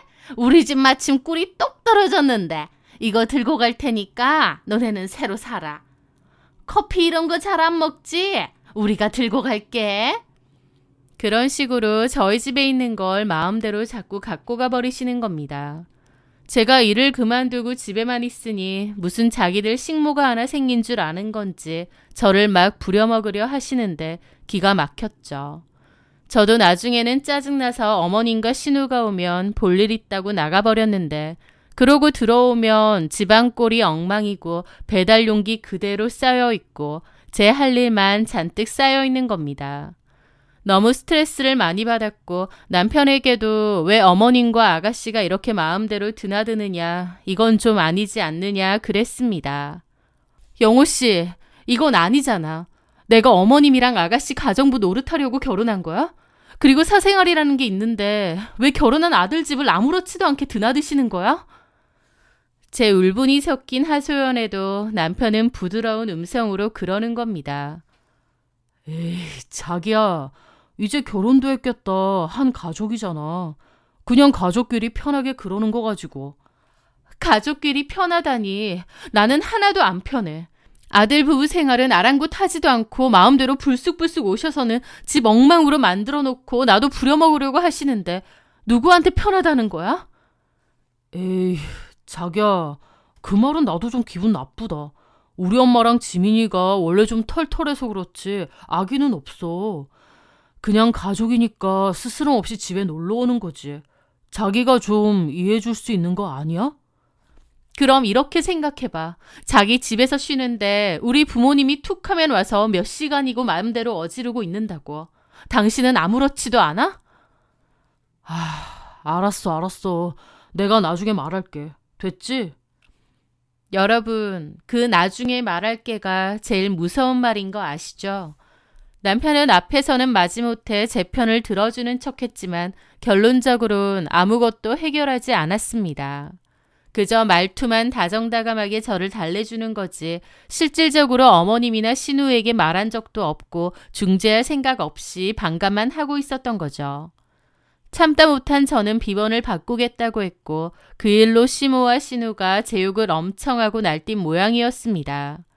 시모가 저한테 전화해서 내 아들 집에 간다는데 네가 뭔데 비번을 바꾸느냐 따졌고 저도 너무 불편하다고 이건 좀 아닌 것 같다고 따졌습니다. 그렇게 어머님과 제 사이는 제대로 틀어졌는데 제가 더는 이렇게 못 산다고 확실히 해달라고 남편에게 말했어요. 이렇게 살 거면 저는 그냥 집 나가겠다고요. 결국 남편은 어머님과 신우에게 자기가 없을 땐 오지 말라고 했습니다. 제 말은 안 들었지만 아들이 그렇게 말을 하니 어머님과 신우는 더 이상 오지 않았죠. 그렇게 잠깐의 평화가 찾아왔던 어느 날이었습니다. 난데없이 신우가 계속 집에서 놀고 먹을 수는 없지 않냐며 필라테스 사업을 하겠다고 하더라고요. 같이 할 동업자도 구했다면서요. 문제는 돈이었습니다. 동업자와 반반 투자를 해야 되는데 그 돈이 신우에겐 없었죠. 결국 어머님은 신우 사업 자금 대준다고 살고 있던 빌라를 전세에서 월세로 바꾸어 사는 주게 되었죠. 호기롭게 신우는 필라테스 센터를 열었어요. 인테리어도 세련되게 하고 고가의 기구도 드리고 제가 알기론 신우가 필라테스 자격증을 따긴 했지만 다른 센터에서 8개월 정도 일하고 그만둔 게 경력의 전부라고 들었거든요. 그런데 덜컥 필라테스 센터의 공동 원장을 맡아도 되나 했는데 신우 말고 또 다른 공동 원장이 경력도 많고 잘하시는 분인가 보다 했습니다. 그런데 나중에 보니 그분도 신우랑 비슷하더라고요. 이러나 저러나 센터가 잘 됐으면 말도 안 할 테지만 결론적으로는 1년도 못 가서 제대로 망했습니다. 수강생도 별로 없었고 월세는 비싸서 돈대로 까먹고요. 제가 보기엔 너무 대책 없이 일을 벌이는 것 같았기에 어찌 보면 예견된 일이기도 했죠. 남편은 심각한 얼굴로 신우의 사정을 저에게 얘기했습니다. 그러면서 한동안 시댁의 월세는 남편이 내주겠다고 하더라고요. 솔직히 정말 답도 없는 시댁이다 싶었지만 어쩔 수 없다고 생각했습니다. 하지만 저는 알겠다고 그렇게 하라고 했습니다. 솔직히 밑 빠진 독에 물 붓기 같은 기분이기도 하지만 어쨌든 가족이니 나몰라라 할 순 없잖아요. 그런데 황당하게도 어머님은 밖에서 줄기차게 제 욕을 하고 다니셨다 하더라고요. 저희 엄마 친구분이 공교롭게 시어머니 친구분이랑 아는 사이라고 하시던데 그분이 전해준 거예요. 저희 어머님이 며느리 욕 엄청 하고 다닌다고요. 자기 아들이 힘들게 번 돈으로 며느리만 논았다고, 집에도 못 오게 하고 천하의 나쁜 년이라고 하고 다닌다네요. 그거 듣는 어머님 친구분들은 맞장구 치면서 저더러 천하의 싸가지 없고 못된 며느리라고 같이 욕하신다더군요. 너무 기가 막히고 화가 났는데 그 와중에 신우도 똑같았습니다. 집 전세금 날려먹을 만큼 사업 말아먹었으면 미안해서라도 좀 조용히 살아야 될 텐데 더욱 나대더라고요. 그러면서 한 번은 볼 일이 있어서 저희 집에 왔었는데 새언니는 좋겠다. 우리 오빠 덕에 이렇게 좋은 집도 살아보고. 나는 언제 이런 데 살아보나? 그러면서 제 안방을 들여다보면서 이 방, 내 방이었으면 좋겠다. 여기 해도 잘 뜨네. 우리도 그냥 여기 와서 살면 어떨까? 그 소리를 계속 하는 겁니다. 진짜 왜 저래 싶은데 나중에는 제 남편까지 그 소리를 하더라고요. 은주야, 어차피 월세 내줄 바에 그냥 엄마랑 지민이 우리 집으로 들어오라고 할까? 방도 남잖아. 남편에게 그 얘기를 듣는데 이성의 끈이 툭 하고 끊어지는 것 같았습니다. 그게 말이 돼? 지금도 스트레스 받아 죽겠는데 어떻게 같이 살아? 어머님과 신우가 평범한 사람들이라고 해도 같이 살기에는 힘들 텐데 저희 어머님과 신우는 도저히 같이 살 수 있을 만한 사람들이 아니었습니다. 게다가 제 욕도 그렇게 하고 다닌다는 걸 알았는데 제가 무슨 감정으로 같이 살고 싶겠나요? 저는 절대 그건 안 된다고 하니 남편도 마지못해 알겠다고 하더라고요. 하지만 그게 끝이 아니었습니다. 다음 날부터 어머님과 신우가 번갈아 가면서 저한테 전화를 해서는 네가 뭔데 내 아들 집에 못 들어오게 막아? 너 그 집 살 때 돈 한 푼이라도 보탰니? 고생은 내가 해서 키웠는데 왜 그 혜택은 너만 받는 거야? 시어머니고 신우는 어떻게 살든지 말든지 너만 그 좋은 집에서 잘 먹고 잘 살면 그만이야? 라면서 소리를 지르고 난리가 난 겁니다. 그 옆에는 신우가 부추기면서 엄마 잘한다. 엄마가 너무 오냐오냐 하니까 새언니가 엄마를 만만하게 보나 봐. 아주 혼쭐을 내줘. 하는 소리도 들리고요. 어머님 왜 이러세요 정말. 내가 내 아들 집 살겠다는데 네가 뭔데 그러냐고. 네가 나가라고. 저는 정말 미쳐버릴 것 같았습니다. 저는 그때 임신이 잘 안 되었는데 병원에서는 아무 문제가 없다고 했거든요. 가만 보면 임신이 안 되는 것도 저렇게 하루가 멀다 하고 스트레스를 받기 때문인 것 같았죠. 제가 승무원 생활을 하면서 다양한 인간군생을 만나봤고 상상 초월 진상도 정말 많았습니다. 그래서 제 나름대로 그런 사람들 대하는데 도 같았고 웬만해선 끄덕없다고 생각했는데 저희 어머님과 신우의 닭달은 정말 사람을 미쳐버리게 만들 지경이었죠. 그러던 어느 날이었습니다. 남편이 웬일로 아주 다정한 얼굴로 저한테 제안을 하는 거예요. 은주야, 요즘 많이 힘들지? 스트레스도 많이 받고. 남편이 그렇게 말하는데 내가 누구 때문에 스트레스를 받는지 모르나 싶어 기분이 안 좋더라고요. 제가 아무 말 안 하고 있으니 남편이 그러는 겁니다. 자기 제주도 좋아하잖아. 그래서 말인데 제주도 한 달 살이 이런 거 갔다 올래? 제주도? 한 달 살이? 장모님도 전에 수술하셔서 몸 회복이 덜 되셨잖아. 장모님과 둘이서 제주도 가서 푹 쉬고 오면 훨씬 좋을 것 같은데 내가 한 달 살이하기 적당한 집도 알아봐 놨거든. 남편의 그 말에 스트레스로 꽁꽁 얼어붙어 있던 제 마음이 스르르 풀리는 것 같더라고요. 저희 엄마는 그 전에 갑상선 관련 수술을 하시고 회복 중이셨거든요. 그래서 경치 좋고 공기 좋은 곳에서 요양을 좀 했으면 하는 마음도 있었는데 남편이 먼저 그렇게 제안을 한 거예요. 아, 이 남자가 그래도 내 생각, 우리 엄마 생각도 하는구나 싶어서 좀 감동이었습니다. 그렇게 저는 엄마랑 단둘이 한 달 살이를 위해 제주도로 떠났습니다. 남편이 알아봐준 집은 바다가 한눈에 보이는 너무너무 예쁜 타운하우스였죠. 저랑 엄마는 그곳에서 정말 오랜만에 평화롭고 행복한 시간을 보냈습니다. 남편한테도 너무 고마웠고 또 한편으론 제 마음도 많이 가라앉더라고요. 그래, 남편도 우리 엄마를 위해 이렇게까지 해주는데 나도 어머님과 신우에게 좋은 마음으로 먼저 다가가자 그런 결심도 했습니다. 그렇게 한 달 살이가 일주일 정도를 남겨두고 끝나갈 무렵이었어요. 조금씩 짐 정리를 하고 있었는데 제 핸드폰으로 모르는 번호의 전화가 한 통 걸려오는 거예요. 원래는 모르는 번호는 안 받는데 타지에서 한 달 살이를 하다 보니 혹시 필요한 전화일까 싶어서 받게 되더라고요. 여보세요? 고은주 씨 맞습니까?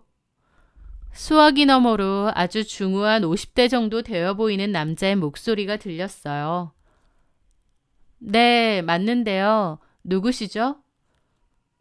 저는 김안나 씨 남편 되는 사람입니다. 라며 처음 들어본 이름을 말하더라고요. 전화를 잘못 거셨구나 싶었죠. 김한나요?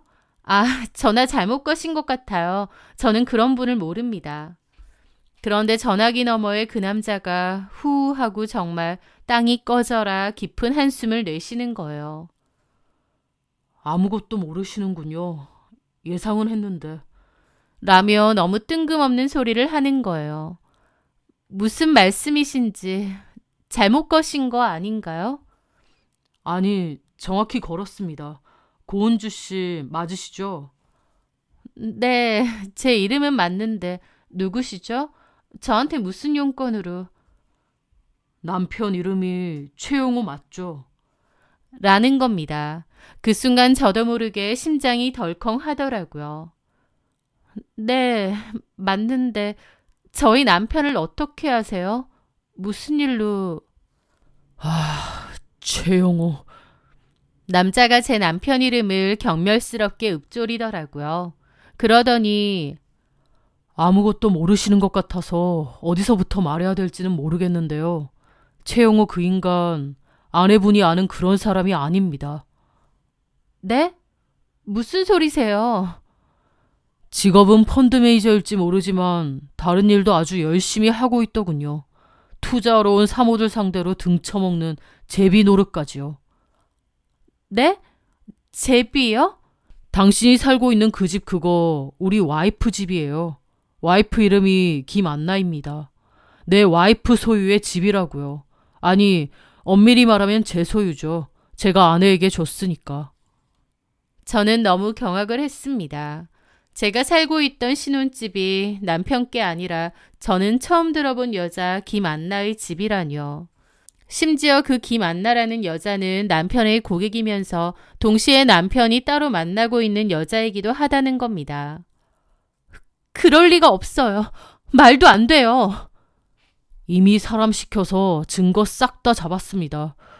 고은주 씨 당신 남편 내가 상간남으로 고소할 거예요. 그쪽도 아무것도 모르는 것 같은데 불쌍해서 알려주는 거고요. 남편 믿지 말고 좀 알아보세요. 그렇게 전화는 끊겼고 충격에 한참이나 멍했습니다. 그러다가 정신을 차리고 그 남자에게 다시 전화를 해 증거를 저한테도 보내줄 수 있느냐 물었습니다. 그 남자는 알겠다며 저에게도 증거를 보내주었고 제 눈으로 남편의 실체를 알게 되었습니다. 김한나 씨는 50대 중반 정도의 나이였는데 남편과 함께 스킨십도 하고 드라이브도 가고 호텔도 가고 그런 사진들이 다 찍혀 있더라고요. 그걸 보는데 이게 진짜 내 남편이 맞나 싶고 충격이 너무 컸습니다. 하지만 분명 제 남편이 맞았죠. 유능하고 다정한 내 남편이 알고 보니 돈 많은 사모들하고 놀아나며 그에 따른 대가나 받는 제비였다니. 심지어 내가 살고 있던 신혼집도 김한나 씨에게 받은 거라니. 말도 안 되는 현실이 기가 막혀 얼마나 울었는지 모릅니다. 엄마도 놀라서 달려오셨고 저는 울면서 엄마한테 모든 걸 다 얘기했죠. 저희 엄마도 뒷목 잡고 쓰러지실 뻔했고요. 그렇게 엄마랑 저랑 뜬 눈으로 밤을 새우며 이걸 어떻게 할 건지에 대해서 의논을 했습니다. 그리고 어느 정도 마음을 추스르고 정리를 했죠. 가자 엄마. 일단 가서 얘기해봐야 될 것 같아. 이혼을 하는 게 맞을 것 같지만 그래도 이혼 전에 대화는 하는 게 맞는 것 같아. 엄마도 제가 원하는 대로 하라고 하셨습니다. 그렇게 저는 원래 예정보다 며칠 일찍 집으로 돌아갔습니다. 그렇게 기운 없이 현관문 비밀번호를 누르는데 안에서부터 왁자지껄한 TV 소리와 낯선 음식 냄새가 확 풍겨 나오는 거예요. 들어가 보니 집안이 가관이었습니다. 거실에는 어머님과 신우가 떡하니 버티고 앉아 TV를 보면서 족발을 뜯고 있는 거예요. 저는 너무 놀라 벙쪘고 어머님과 신우도 저를 보더라고요. 너 왜 벌써 왔니? 이게 다 뭐예요? 라는데 가만 보니 하루 이틀 있었던 느낌이 아니더라고요. 저는 주변을 둘러봤더니 놀랍게도 어머님과 신우는 방 하나씩 이미 차지했던 겁니다. 각자 방 하나에 짐까지 다 풀어놓았더라고요. 그제서야 알겠더라고요. 왜 남편이 제주도 한 달 살이를 하고 오라고 한 건지요. 뭐긴 뭐야. 우리도 이제 여기서 같이 살 거다. 네? 같이 살아요? 누구 마음대로요? 제 말에 어머님 눈이 뒤집히더라고요. 저 말하는 싸가지 봐라. 누구 맘대로라니. 내 아들 집인데 뭐 불만 있니? 가만 생각해보면 여기 내 아들 집이고 네 집은 하나도 없는데 네가 뭔데 안 된다 된다를 따지고 있어. 라는 겁니다. 그 말에 저는 어처구니가 없어서 코웃음이 날 지경이었어요.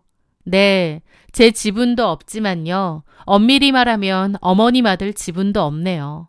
어머님 아들이랑 놀아난 여자네 집이니까요. 라고 쏘아붙이려던 차에 마침 현관문 도어락 소리가 다시 들리더니 남편이 퇴근하고 들어오더라고요.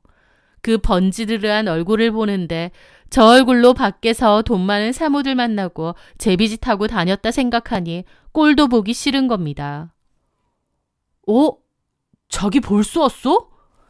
이게 지금 어떻게 된 거야? 설명 좀 해봐. 저는 이를 악물고 물었습니다. 말하려고 했는데 엄마랑 지민이 우리 집에서 같이 살기로 했어. 엄마가 살림도 해줄 거야. 엄마가 그렇게 한대. 자기는 편하게 지내면 돼. 저는 그 인간 얼굴을 빤히 쳐다봤습니다. 다정한 척 말하면서 정말 내 얘기는 귓등으로도 안 듣고 지 맘대로 하는구나 싶기도 하고 또 한편으론 저 가식적인 얼굴로 나를 여태까지 잘도 속여왔구나 싶은 겁니다. 말투만 다정하지 그 속내용은 완전 이기적이고 지밖에 모르는 인간이었던 거죠. 이미 제주도에서 마음 정리를 웬만치 하고 온 상태라서 그런지 열받는다기보다 그냥 어처구니 없고 헛웃음만 나오더라고요. 이 코미디 같은 상황이 너무 어이가 없기만 했던 거죠. 남편은 곧 상간소송을 당한 예정이지만 그런 것도 전혀 모르는 것 같았고 어머님과 신우도 마찬가지였습니다. 저는 어이없으면서도 후련한 기분으로 말했습니다. 그럼 가족끼리 그렇게 실컷 사세요. 내가 나가줄 테니까. 저는 캐리어를 돌려서 그대로 현관으로 향했습니다. 남편이 당황하더라고요. 자기야, 왜 이래? 너무 감정적으로 이러지 말고. 근데 시어머니랑 신우가 뒤에서 그러는 겁니다. 냅둬라 영호야. 전현 저거 쇼하는 거다. 그래 오빠 냅둬. 나가신다는데 뭐하러 말려. 그러니까 네가 그렇게 절절매니까 쟤는 지가 뭐라도 된 줄 알고 저렇게 꼬장 부리는 거다. 그냥 냅둬 나가게. 지가 지발로 나간다는데 뭐. 그리고 저한테도 그러더라고요. 너 이건 명심해라. 네가 네 발로 나간 거야. 나중에 다시 돌아오니 어쩌니 눈물 콧물 짜기만 해봐. 절대 안 받아줄 거다. 저는 그냥 코웃음 치고 남편을 뿌리쳤습니다. 그럴 일 절대 없을 거니까 실컷 사세요. 아니, 이 집에서 아주 뼈를 묻으세요. 제가 해온 혼수는 싹 가져갈게요. 그거 말고 제가 이 집에 올 일은 죽어도 없을 겁니다. 원하는 대로 제가 나가드릴 테니 새 식구 손잡고 오래오래 행복하게 잘 살아보세요. 그렇게 저는 집을 나섰습니다. 그리고 제주도에서 마음 정리를 할 때 미리 알아봐둔 업체에 전화해서 지금 당장 가정가구 다 빼서 공용 창고에 좀 놔둬달라고 했죠. 그리고 남편에게 이혼을 하겠다고 문자를 보냈습니다. 남편한테서 바로 전화가 오더라고요. 야, 너 미쳤어? 이런 일로 무슨 이혼이야. 장난해? 오갈 데 없는 시댁 식구 같이 좀 살자고 했다고 이혼하자는 게 말이 되냐고. 저는 그 전화를 받고 아주 차갑게 말했습니다. 내가 분명 반대했는데도 마음대로 니네 엄마랑 동생 데리고 왔지. 그러니까 셋이서 그렇게 살라고. 그리고 이혼 사유라면 또 있지. 내가 아무것도 모를 줄 알았어? 나이 많은 사모님들 만나고 다니면서 돈 받고 집 받고 너 그렇게 살아왔잖아. 제 말에 남편의 숨소리가 멎는 게 느껴졌습니다. 그게 무슨 소리야? 그 집도 그 사모님들 중 한 명인 김한나 소유라며. 아니, 정확히는 그 여자 남편 소유던가? 전화기 너머로 남편의 숨소리가 헉 하고 멈추는 게 느껴졌어요. 너 그걸 어떻게... 이보다 더한 이혼 사유가 어디 있겠니? 너 같은 더러운 인간하고 단 하루도 더 못 살아. 당장 이혼해. 그렇게 전화를 끊었습니다. 그리고 바로 변호사부터 만났습니다. 저는 이혼 소송과 위자료 소송을 동시에 진행하기로 했습니다. 그리고 그 와중에 예고했던 대로 김한나의 남편은 제 남편에게 거액의 상간난 소송을 했더라고요. 게다가 남편의 회사에 내용 증명까지 싹 보냈다고 했습니다. 귀사 소속 최용호 씨가 불륜을 저질렀고 펀드 매니저라는 직위를 이용해 금품을 수수하고 기망하였다고요. 결국 그 일로 남편은 직장에서도 해고를 당했습니다. 줄 소송을 당하면서 당연히 그 신혼집에서 남편도 시모도 신우도 다 나가야 되었죠. 김한나 씨 남편이 김한나 씨에게 해준 집이었으니까요. 그 집도 당장 나가라고 통보가 갔나 본데 시어머니랑 시누이는 못 나간다고 그냥 버텼나 봐요. 오갈 데 없다면서요. 그러다 결국 김한나 씨 남편이 보낸 퇴거 전문 업자들이 들이닥쳤습니다. 시모랑 신우가 버티니까 문 따고 들어가서 짐짝처럼 질질 끌고 나갔다고 하더라고요. 그 와중에도 얼마나 생난리를 치며 나갔는지 동네 개망신을 다 당한 셈이죠. 자기 아들 상간남이라고 아주 떠벌리는 것도 아니고 어차피 쫓겨날 건데 생난리를 쳤다고 하더라고요. 저는 그 사이에 제가 갖고 나온 혼수들 중 저희 엄마 집에 오래된 가정가구를 싹 바꿨고요. 그래도 남은 건 중고로 처리를 했습니다. 비싸게 줬는데 중고로 팔 땐 그만한 가치가 없어서 아깝긴 하지만 아깝다고 부여잡고 있는 건 너무 미련한 짓이잖아요. 전부 다 싹 정리를 하고 나니 오히려 속이 시원하더라고요. 전 남편은 저에게도 소송을 당했고 김한나 씨의 남편에게도 소송을 당했습니다. 저 역시도 김한나 씨에게 소송을 걸었고 김한나 씨에게 3천만 원 가량의 위자료를 받아냈어요. 혼수 비용 손해본 건 거기서 많이 충당했다 생각하고 말았습니다. 전 시모와 전 신우는 오갈 데 없어서 결국 시골 아버님 집으로 들어갔다고 들었습니다. 전 시모와 전 신우의 꼬라지가 참 우습더라고요. 저더러 이 좋은 집 왜 자기들은 못 사냐고 따지고 기어코 짐 들고 와서 방 하나씩 차지하더니 결국 한 달도 못 살고 쫓겨난 셈이죠. 그 지긋지긋한 인간들 얼굴 다시는 안 보는 것만으로도 속이 다 시원합니다. 전 남편의 뺀질뺀질한 외모와 수려한 말솜씨에 저도 깜빡 속았던 것 같습니다. 사실은 겉모습만 번지르르 하지 실속도 없고 내실도 전혀 없는 그런 인간일 뿐이었죠. 이혼은 가슴 아프지만 이 일로 저도 많이 돌아보고 또 사람 보는 눈도 좀 커지지 않았나 생각하렵니다. 저는 승무원 취업 코칭을 해주는 학원에 취업을 하게 되었어요. 다니고 있는데 제가 의외로 강사가 적성에 잘 맞더라고요. 그래서 즐거운 마음으로 잘 다니고 있습니다. 참 많은 일이 있었지만 그 와중에 운이 좋아서 잘 풀렸던 일도 많은 것 같아요. 증거도 손쉽게 얻었고 소송에도 다 이기고 했으니까요. 힘든 일이었지만 최대한 좋은 쪽으로 생각하며 앞으로도 씩씩하고 긍정적으로 잘 살아가려 합니다. 제 긴 이야기 들어주셔서 정말 감사합니다.